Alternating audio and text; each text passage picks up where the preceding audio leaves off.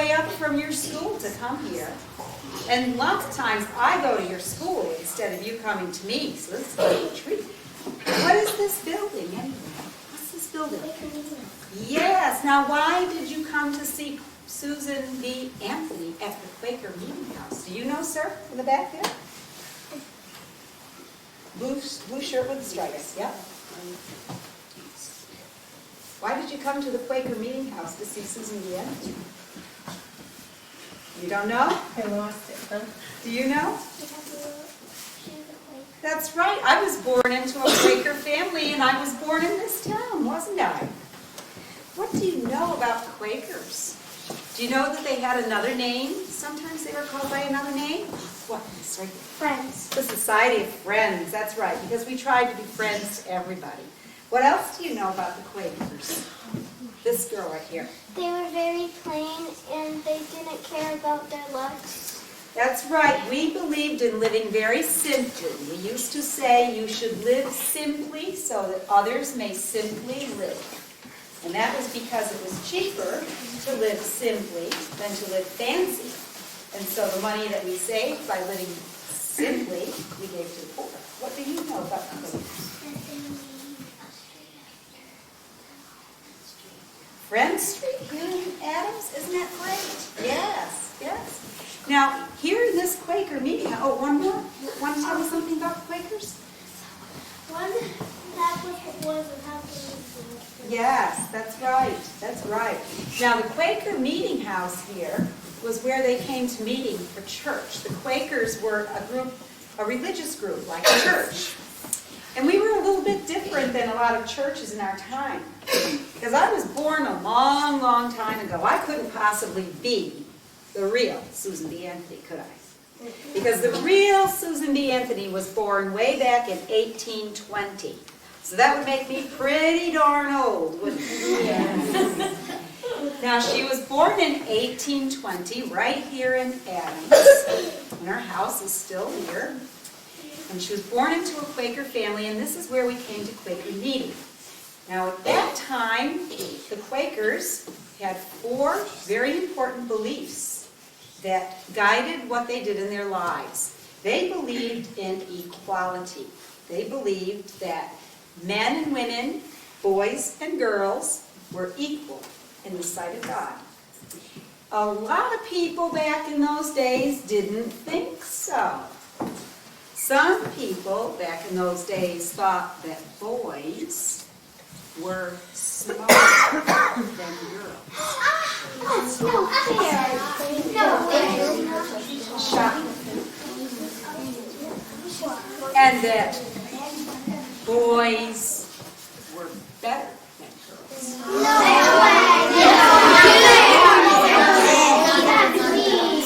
Do we have any girls here that agree with that? No. I didn't think so. I bet we have some boys who agree with that.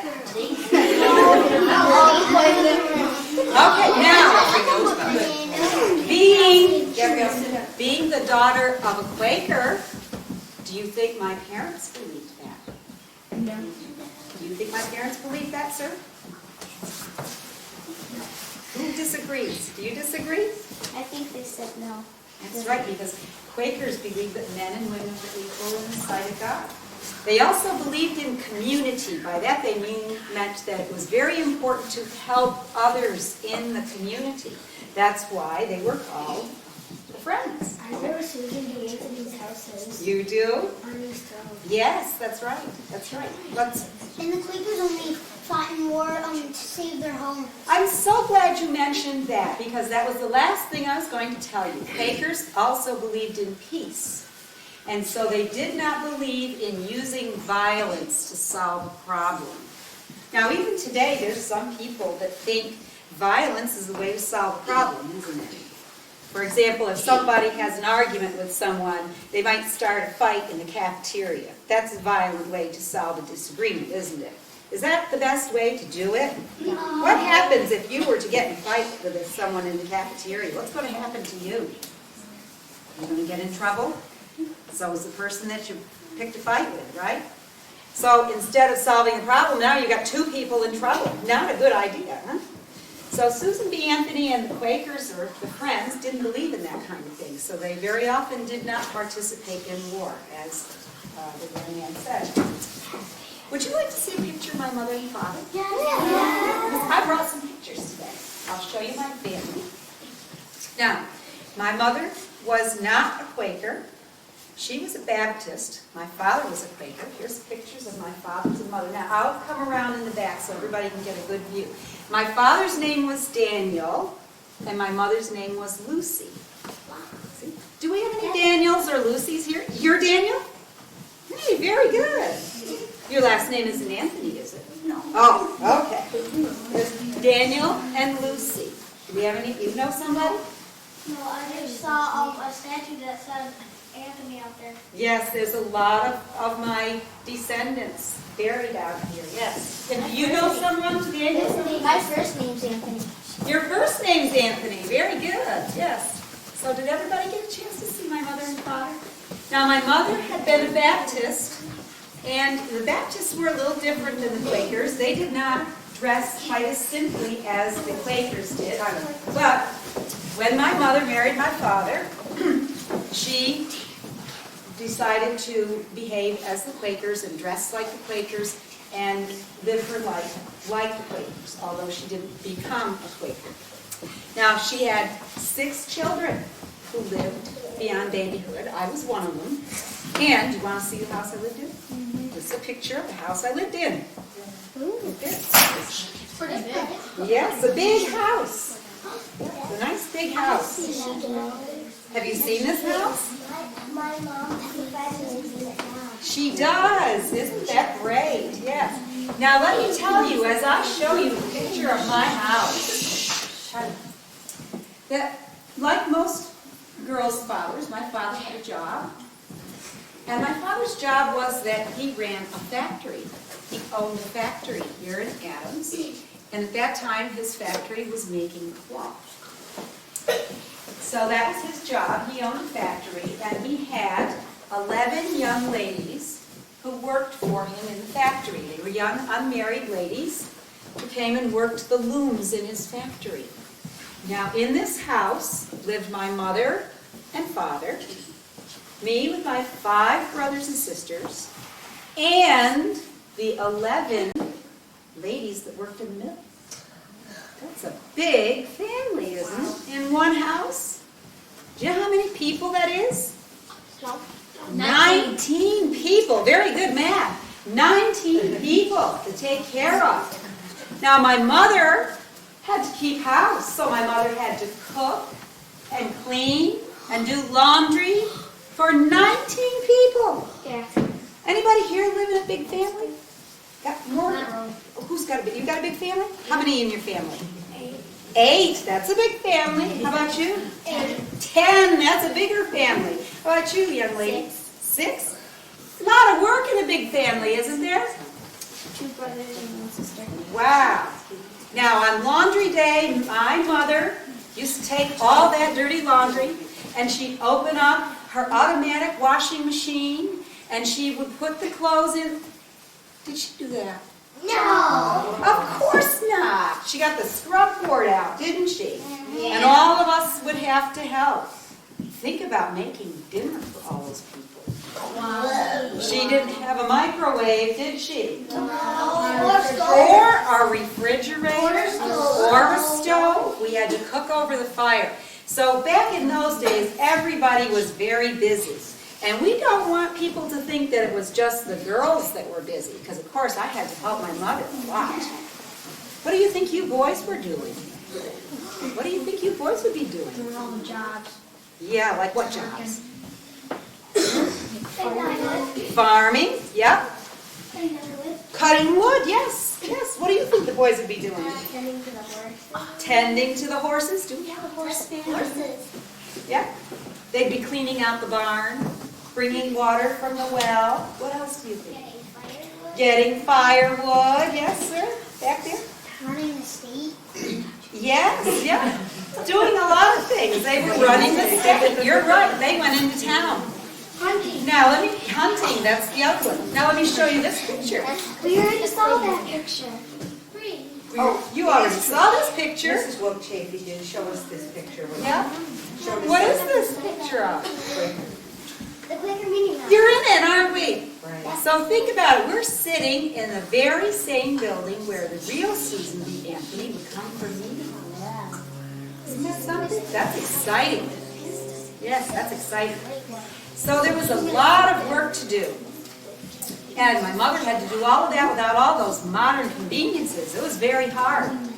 Now, many times, people back in those days, when I was a little girl in the 1820s and 30s, many of you girls wouldn't be here today because you wouldn't be going to school.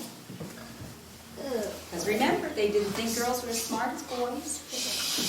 So they'd say, you don't need to go to school. Now, my father being a Quaker, he felt differently. Because as Quakers, we did believe in equality, didn't we? So my father and mother did send me and my sisters to school. And I came home from school one day and I was very, very upset. Now, has anybody ever had a bad day at school? Oh, yes. Yes, I'm sure. And you go home and you want to tell somebody about it, right? Well, I came home one day and I was so upset because the schoolmaster, who was a man at my school, started that day to teach the boys how to divide. I bet you'll learn that pretty soon if you haven't already. And I said, I would like to learn how to divide, schoolmaster. And he says, I'm not going to teach you how to divide because you are a girl.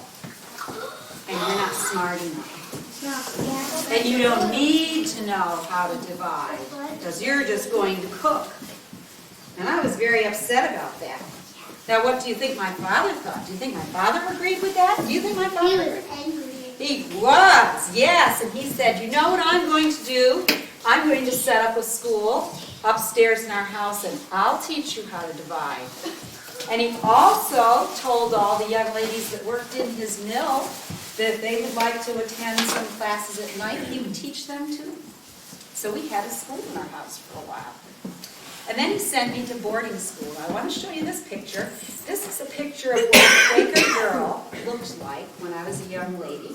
This is not a picture of me, but this shows you how a Quaker girl dressed back in the 1830s and 40s. Looks like someone drew it. Yes, it's a very plain dress, and she's got a funny-looking hat on called a bonnet that has like a brim that you can't see from side to side. Now, girls back then were dressed very simply. They were told to be very quiet. You weren't really supposed to speak unless someone spoke to you. You were to obey everything your father told you to do. And when you got married, you had to obey everything your husband told you to do.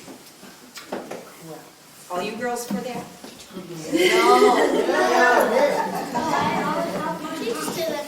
And so you see how this girl is standing? This girl is standing just like she's going to be very, very quiet and not say anything and do everything that she is told, right? Well, I went to boarding school, which means I went to school and lived in Pennsylvania to go to school. And my father moved the family from Adams here up to a town called Battenville in New York State, near Greenwich and Saratoga, New York. And he started a factory there. And unfortunately, there were bad times for the economy in the country in 1847, excuse me. And so his mill closed, and he lost all of his money. Now, when my father lost all of his money, do you think he could keep me and my sister at boarding school? No. So we had to come home, didn't we? My mother and father had to sell every single thing they had, including most of their clothes. So when I came back from boarding school, I had to get a job, and I had to help my mother and father. So I was earning money, but I had to pay some of it to my mother and father to help them, because that's what we did as friends, as Quakers. Now, there weren't many jobs that ladies could do back then. Do you think they would let a lady be a blacksmith? No. No, not too often. Do you think they'd let a lady open up a store? No. No. but you could become a teacher. And I had been to school, and this is a picture of me when I was young, 28, and I was a school teacher for a while. Now I want you to look at this dress on the Quaker girl here, and then look at my dress. I'm a little bit differently dressed here. What's different about my clothes? Can you tell? Can you tell what's different? They're more fancy. They're more fancy, aren't they? What else? It has like little squares on it. Yes, it's a plaid dress. It's checked. That doesn't look very much like the Quaker, does it? Well, you know, at that time of my life, I was independent. Now, you know what that means?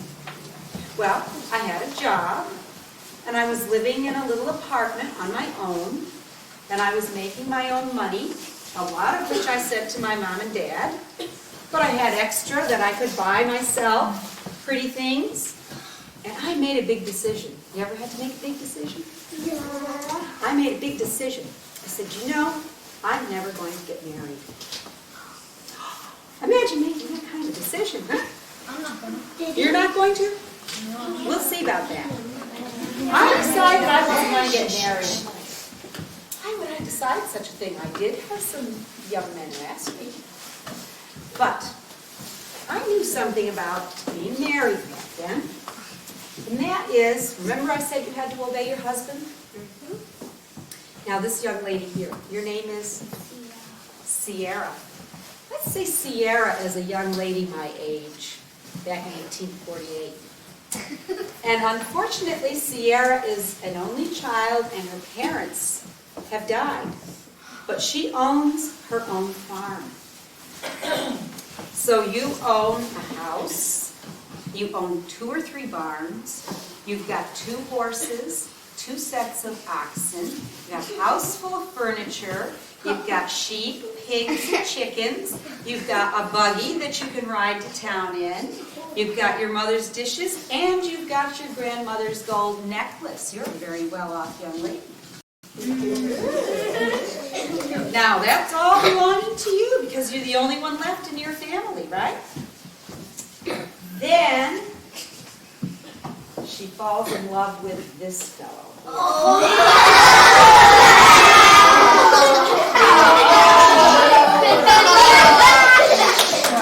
Now, his name is Nicholas. And they decide to get married.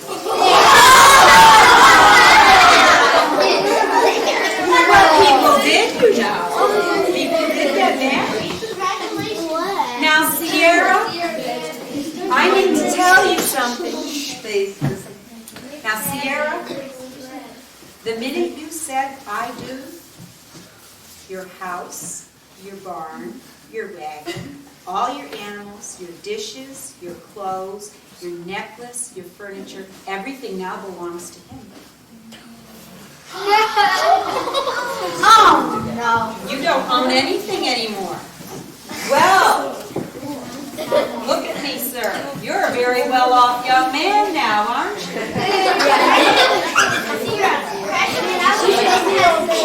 Listen, please. Now, let's suppose that Nicholas here is not a bad fellow, but he has a bad habit. He likes to play cards and gamble, and he's not very good. So let's say he loses a lot of money playing cards, and he owes this very big, mean-looking man a lot of money. And he doesn't have any money. Can he sell all of her things to get the money? No. Can she stop him? No. He could do that, couldn't you, you awful thing, you?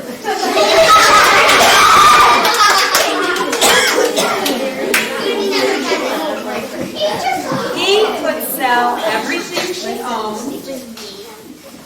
There were no laws to stop him. Everything would be legal. And you know what, Sierra? If he sold everything he owned, and then he found out he still didn't have enough money to pay off all his debts, he might say, well, I'm going to leave town and go find gold in California and leave you here all by yourself.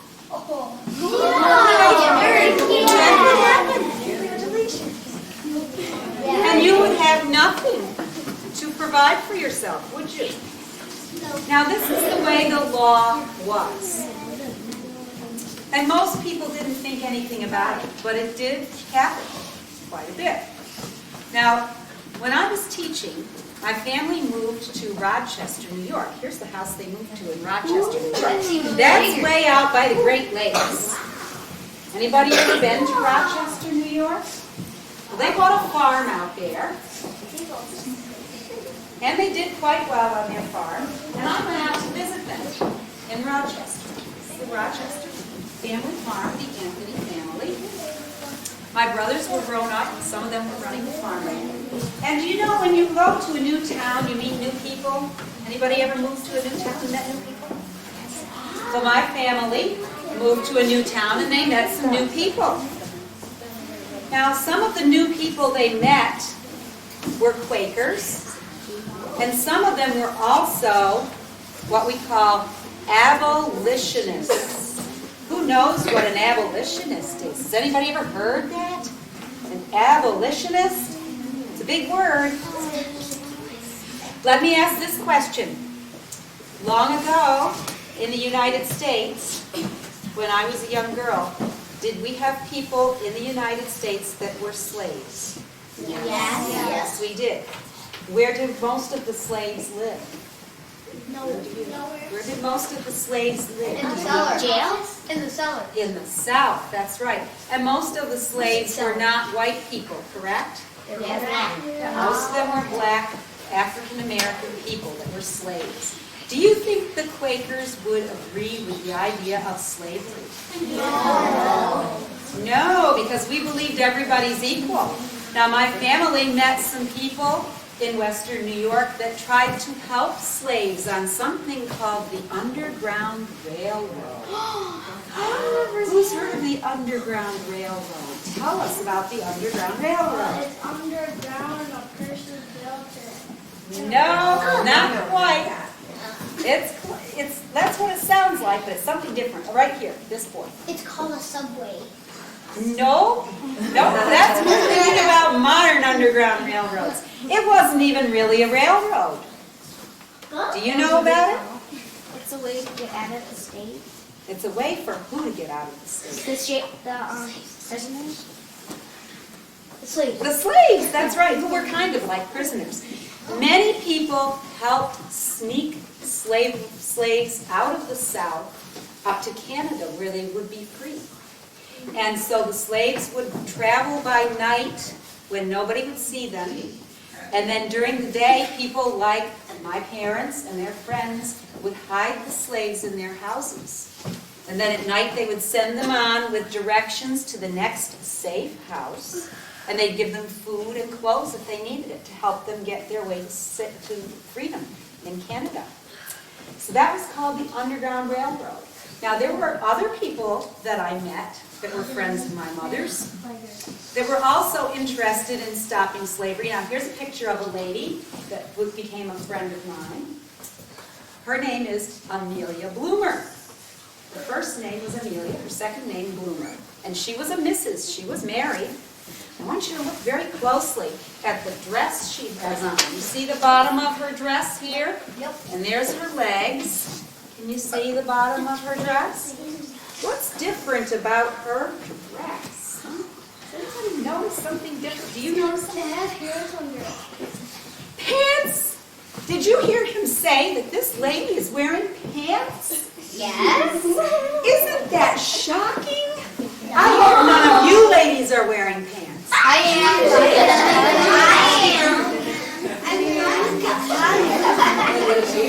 Do you think they liked ladies wearing pants back then? No, it was very unladylike. But Mrs. Bloomer, she believed in freeing the slaves. She believed that people should not drink alcohol. She also believed in something else. She also believed that women should be equal to men. Ooh. That was the first time I thought about that. Did you have something you wanted to add? What? Is that your dress that you have on? Yes, this belongs to me. Yep. It is. Now, Mrs. Bloomer was saying, you know, it's just crazy the way they have us women dress. Think about it. Look at me. Look how I'm dressed. Yeah, you can stand up. Now, do you think I could get on a bicycle in this outfit? No. Think I can climb a tree in this outfit? No. Right? And Mrs. Bloomer said, you know, here we are, we women are busy. We're working at fire, and then at night when I put my children to bed, I have to hold the baby with this arm and the lamp with another and pick up my skirt and try to get up the stairs. She says, just plain silly. I think women should wear a shorter dress and bloomers underneath. And so she and some other ladies made outfits like that.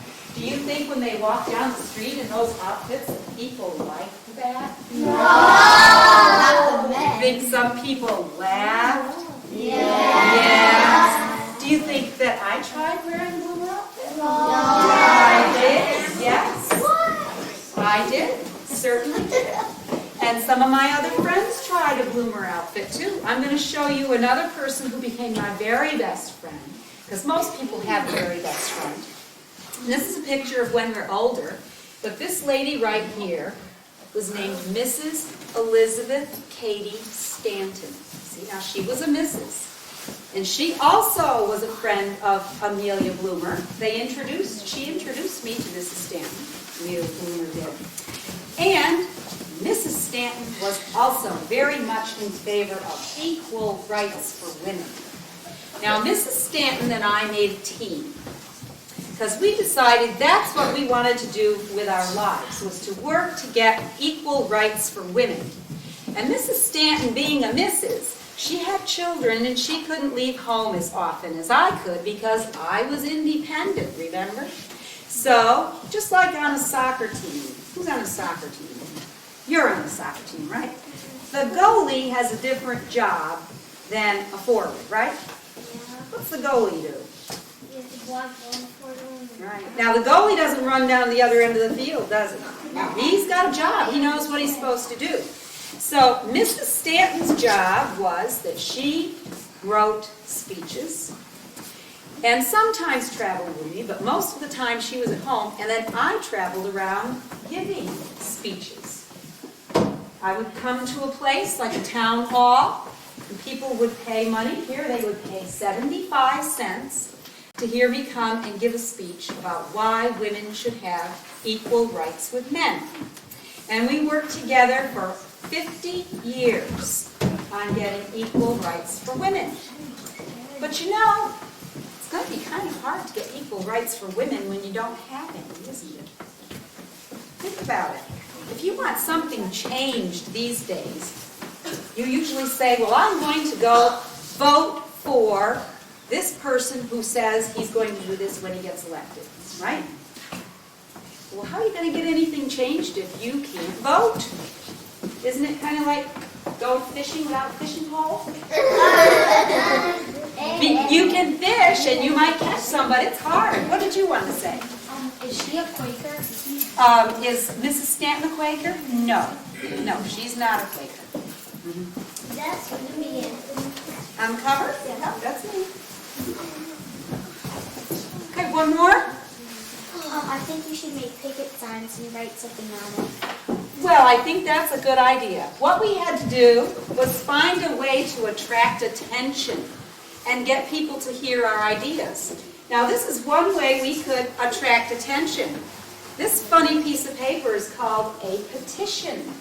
Somebody ever heard that word, a petition? Do you think you know what it is? No, I heard it. You've heard it. Do you think you know what it is? No, I heard it. You've heard it. You think you've heard it. Now, your name, sir, is? Chad? Let's say Chad has decided. Chad has decided that every CT Plunkett student should have every Friday off.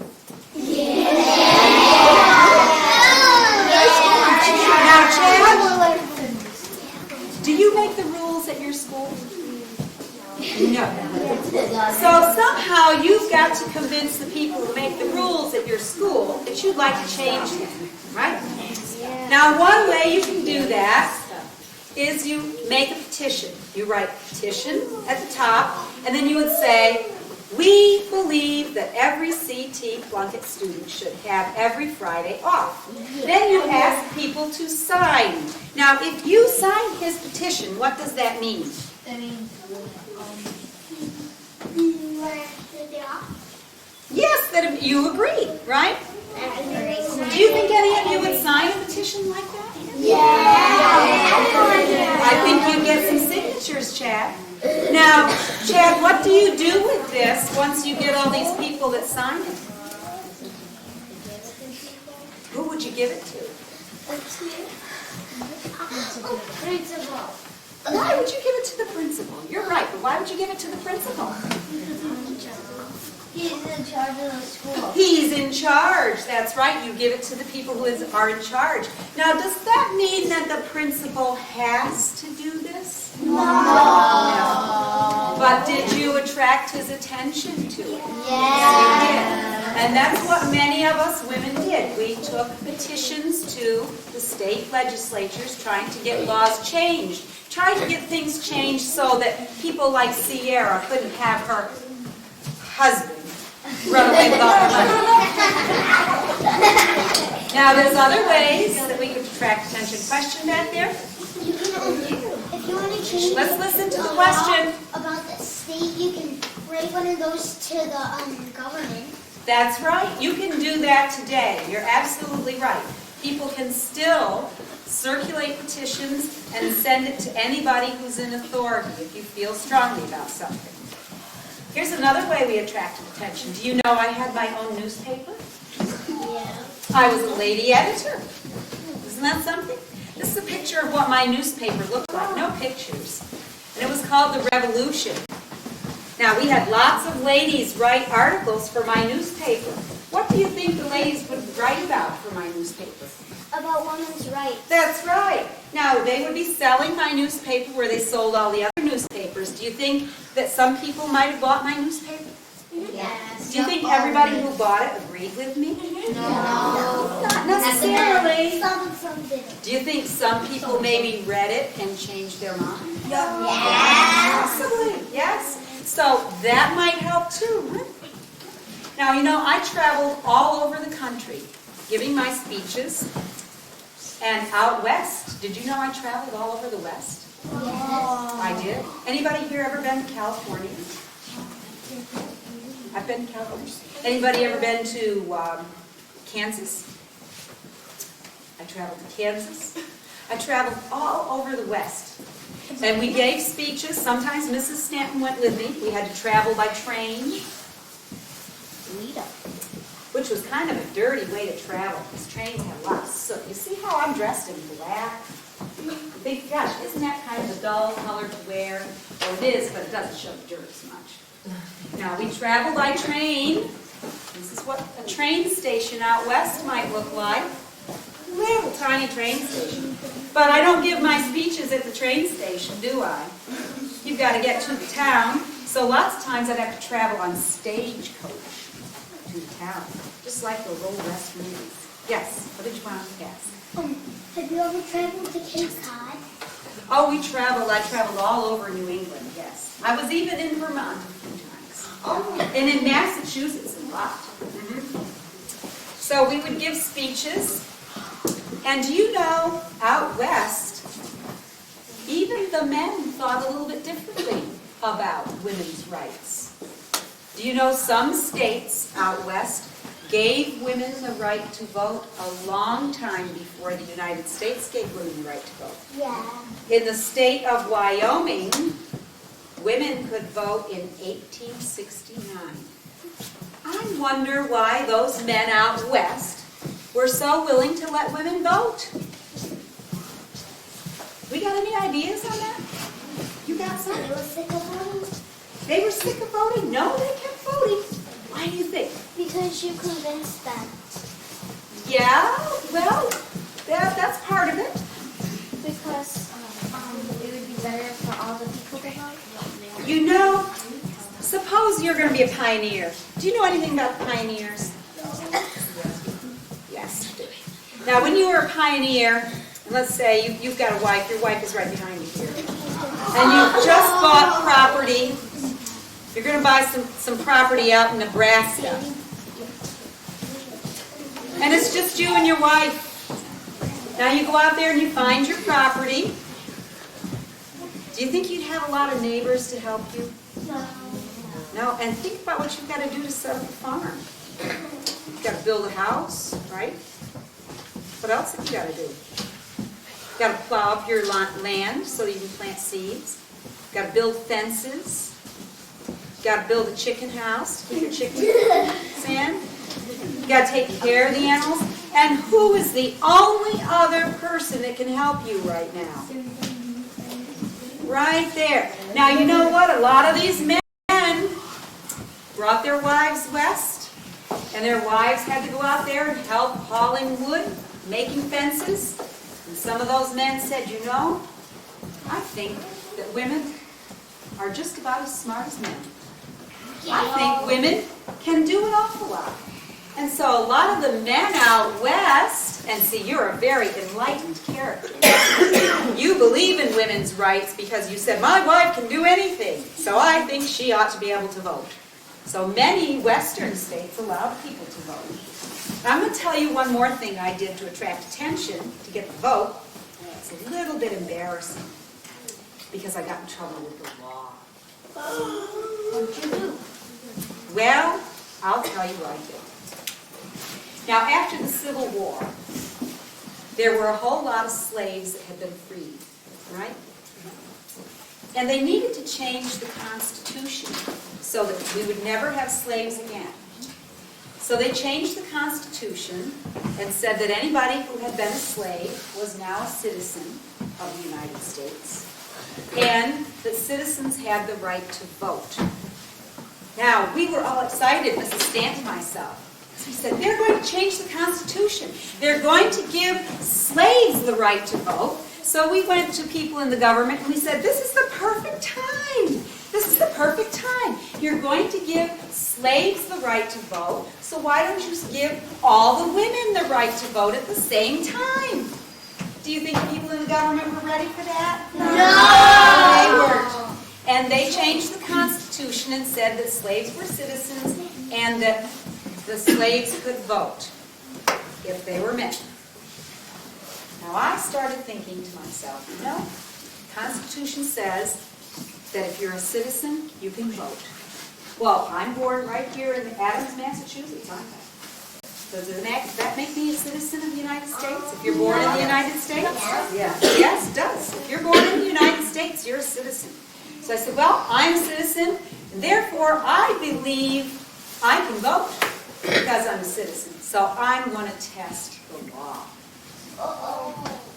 So you know what I did? You voted? Before the 1872 election, I went to my home in Rochester. Now by that time I had this house here in Rochester. See my nice house here in Rochester? It's still there and you can visit it. I've been to it. Now this is my house in Rochester. And I said, I'm going to go register to vote. Okay? So I went to the gentleman, the town hall that registered people to vote. I said, I'm here to register. And this fellow here, who's the one who's registering, he says, what? Lady, you can't register to vote. You can't vote, you're not allowed to vote. This fellow sitting next to him says, oh, just let her sign up and get her off her back. She'll go home and forget all about it. So they let me register to vote. And when election day came, I went right into the polling place, went right into where the ballot box was, and I voted and put my vote right in the box. And I was so excited. Nobody stopped me. I was so excited. I ran home and I wrote a letter to Mrs. Stanton right away. And I said, Mrs. Stanton, I have gone and done it. I have cast a ballot in the 1872 election. And you know what happened a couple weeks later? At this house of mine? What do you think happened? You died? Nope. What do you think happened? Please came? They sure did. They came knocking at my door one night. Now, I'm a respectable lady, you know. People people like me in my hometown. They knocked on my door and they said, "Good evening, Miss Anthony. We're very sorry, but we're here to arrest you." And I said, "Arrest me? What is my crime?" And they said, "Well, your crime is that you voted, and I have to take you to jail." I said, "Okay, if you've got to take me to jail, I'll go to jail, but first, I'm going to change my dress. I'm going to put a better dress on if I'm going to jail." And they said, "Oh, that's fine, Miss Anthony. Go right ahead and change your dress if you like. We'll wait, because they were kind of embarrassed. I mean, this is kind of silly, isn't it? So I went upstairs and I changed my dress. And I came downstairs and I put my arms out like this and I said, "Okay, you can put the handcuffs on me." I said, "Oh, Miss Anthony, we don't want to do that. You know, can't you come along without handcuffs? It's going to look so bad with us walking through town, leading you with handcuffs. It's just going to look awful." So I said, "Okay, you don't need me to wear the handcuffs. I will come with you down to the jail." And then we came to the streetcar. And this gentleman here is running the streetcar. And he said to me, "Ma'am, I need the money for you to ride the streetcar." And I said to him, "You see these two gentlemen here? They're taking me to jail. So you make them." And they didn't. Now I went down to the jail. And I had a lawyer, and they said, "You will have to pay $100 bail, and you will have to go to trial for your crime." $100 is a lot of money back then. So my lawyer paid the $100, because I didn't have a lot of money. And 6 months later, in June 1873, I went to trial in this courthouse in Canandaigua, New York. See the courthouse here? This is where I had to go for trial. Now the judge that was in charge of my trial, let's say he's the judge, Judge Hunt. Stand up for a minute, Judge Hunt. Now Judge Hunt is definitely not in favor of women's rights. And this whole first row here is the jury.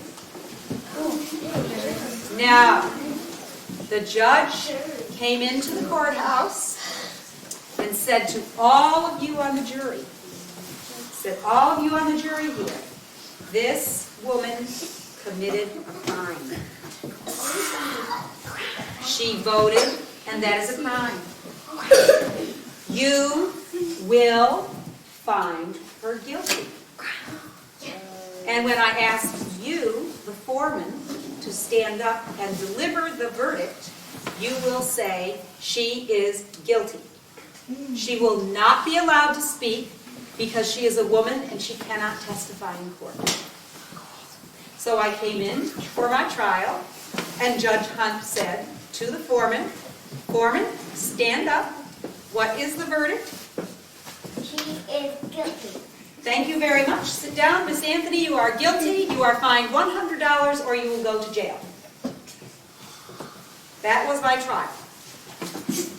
And I said to him, "Judge, I will not pay your fine because it is unjust.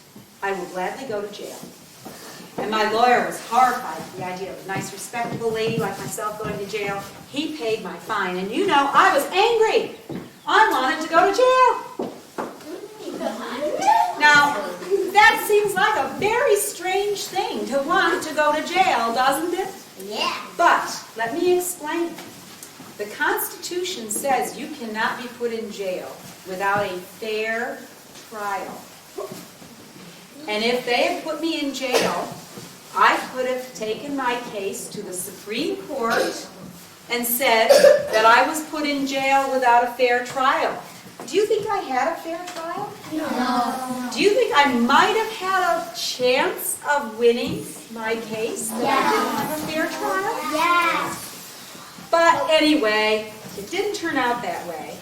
But we continued to work for women's rights. Now here's a picture of me and Mrs. Stanton when we're very old. See, this is 1888, so I'm 68 in this picture. I want you to look carefully at the ladies in the back row. They're younger. See, they're younger. Where are you? I'm right here. I'm an old lady. Very old. And there's Mrs. Stanton. And the ladies in the back Not that old. are not that old. They're younger, aren't they? Some of these ladies in the back row were allowed to go to college. Some of these ladies were daughters of people like Mrs. Stanton and other people who work for women's rights. And so, you know, it's a funny thing. When girls go to college and they get an education, they want their rights, don't they? So many of us kept working towards getting women's rights. And finally, although I died in 1906 at 86, I was a very old lady. I'll show you a picture of me when I was a very old lady. Whoa. I didn't live to see them get the vote, but they kept working on it. Some of these younger ladies that I knew, here's a parade in New York City in 1915, and there are 20,000 women, all dressed in white, so that you could see them, and they were all marching to get the vote. And in 1919, the 19th Amendment was passed, and women got the right to vote. And the first election they could vote in was the election of 1920. I want to show you some funny pictures. You like to see some funny pictures? Right after, because I was pretty famous, you know, in the United States. Right after I was arrested for voting, they put this picture in the newspapers and they called me the woman who dared.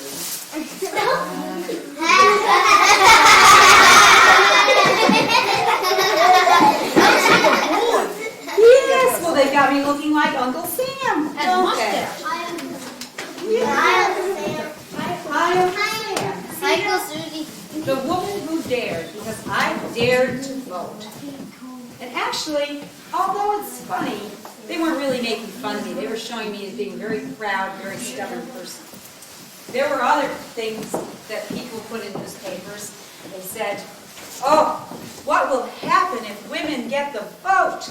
It'll be awful. Look at this, guys. Look at what's going to happen. The ladies will be going out driving the buggy, and we'll be left home taking care of the baby.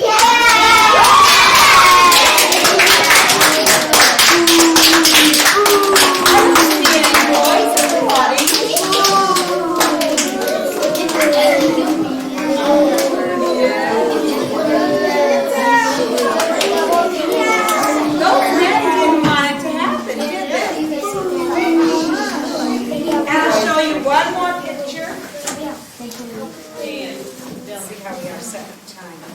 As long as you leave by about 2. Okay. They said, fathers, you don't want your daughters to get the vote. You know what they'll do if they get the vote? They'll start acting like men. And they'll look like this. Look at this lady pulling her skirt up and crossing her legs and smoking a cigar. Here's another lady smoking a cigar. And here's a lady saying, here, husband, you take care of that baby or else.